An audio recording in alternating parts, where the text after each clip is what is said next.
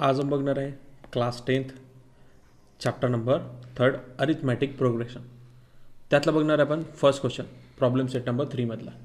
बघा, choose the correct alternative answer of each of the following a sub question. First दिलेला आपल्याला the sequence -10 -6 -2 and 2.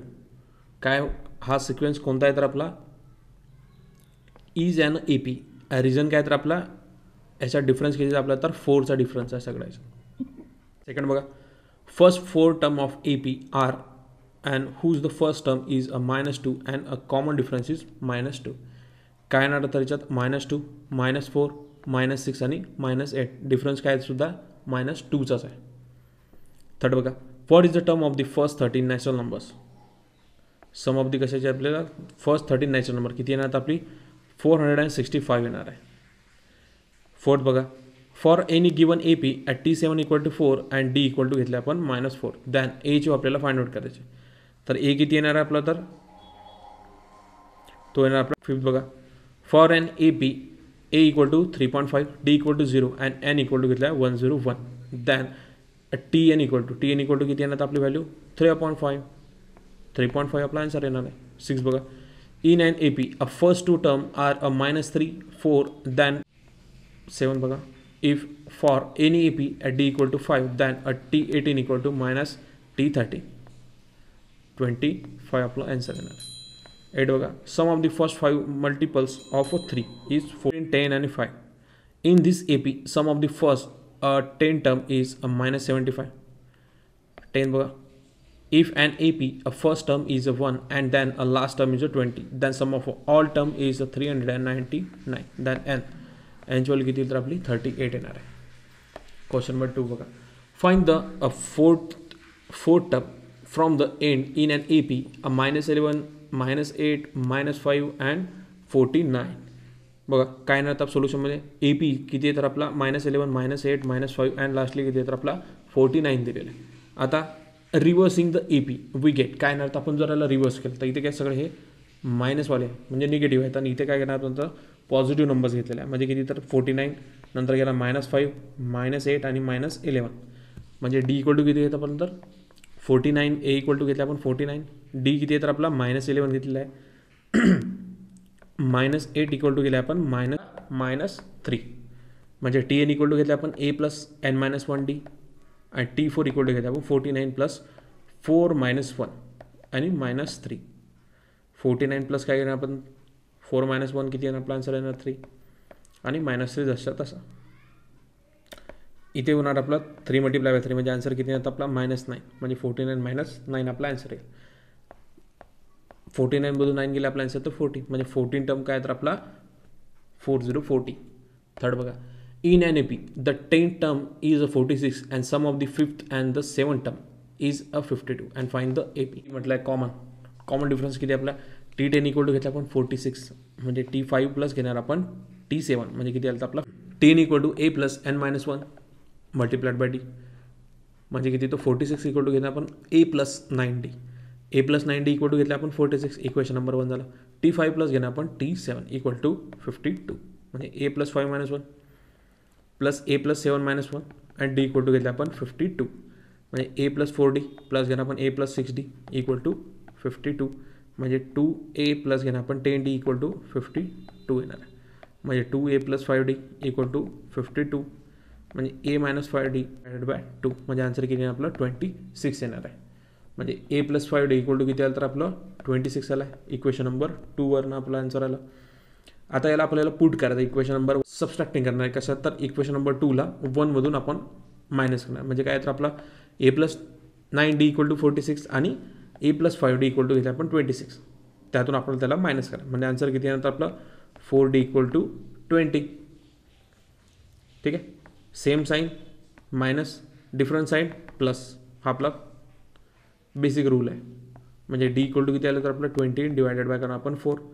दोन्ही एका टेबलमध्ये किती तर 5च्या म्हणजे आपलं सबस्टिट्यूटिंग काय तर डी = आपण सबस्टिट्यूट करणार आहे इक्वेशन नंबर 2 मध्ये त्याला पुट करणार आहे. घेतलं आपण 26 आणि a + 25 किती आलं तर आपलं 26 आलेलं आहे.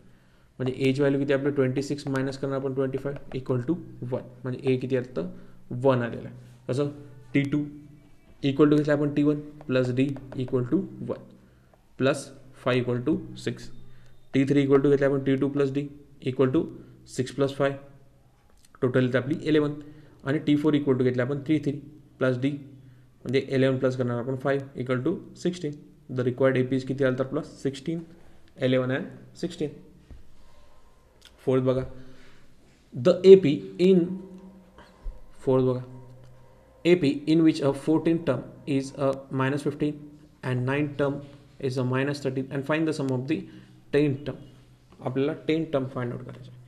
T4 इक्वल टू घेतला आपण मायनस 50, T9 इक्वल टू घेतला मायनस 30 म्हणजे TN इक्वल टू घेतला A plus N minus 1D आणि T4 इक्वल टू घेतला A प्लस 4 मायनस 1D म्हणजे किती येतात तर मायनस 15 A प्लस 3D.